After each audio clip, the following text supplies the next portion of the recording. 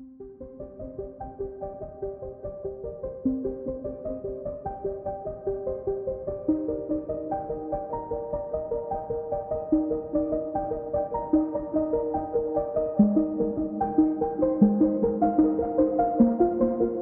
brothers and sisters in Christ, in my reflection on Saturday upon the parable of the prodigal son, I spoke of how we struggle to grasp God's mercy, to believe in it, because it's not the measure with which we show mercy to one another or on ourselves. We are very demanding. We are harsh judges upon one another and ourselves. And so we struggle to believe that God could be that loving, could be that merciful.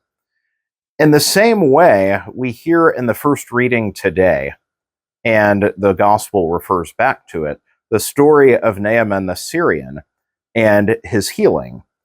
This is a reflection we can take to the sacramental life in general.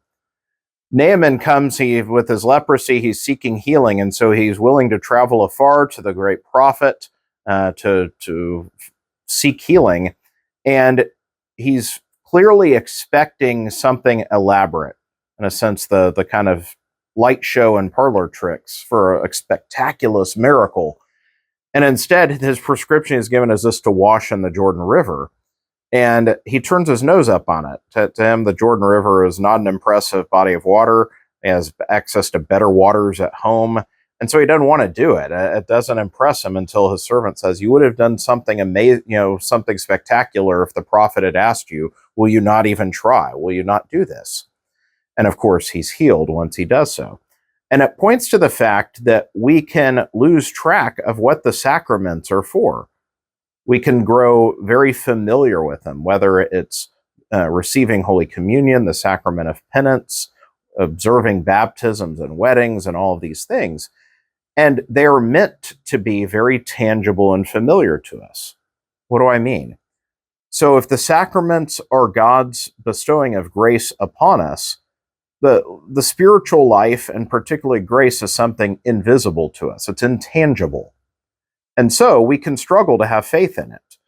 But God has given us the visible, tangible means to help us to grasp and understand and believe, and most of all, to be a guarantor.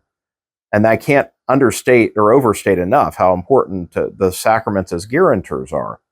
What do we mean? The sacraments themselves are visible signs that point to invisible realities.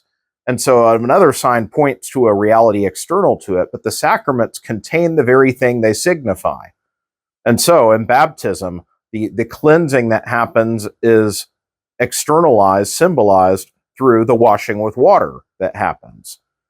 And so the external, the tangible reality points to what God is doing in that moment spiritually and intangibly.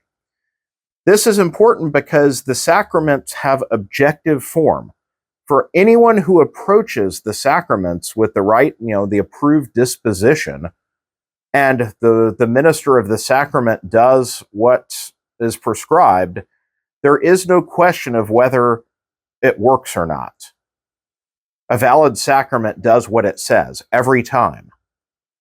Now, we can interact with that reality more based on our own disposition or subjective openness of heart to what God is doing.